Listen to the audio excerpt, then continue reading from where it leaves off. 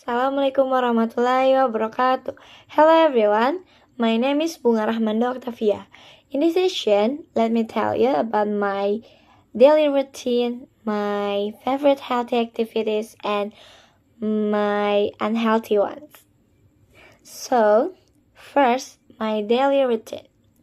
I work at Indomaret almost every day, and on weekends, especially on Saturday, I go to university at Esa Unggul. My days are really busy, but I try my best to stay organized. Sometimes I also hang out with my bestie after class or go to the mall on payday. For health activities, I like going jogging in the morning with my friends. True, that doesn't happen too often because I'm usually really tired.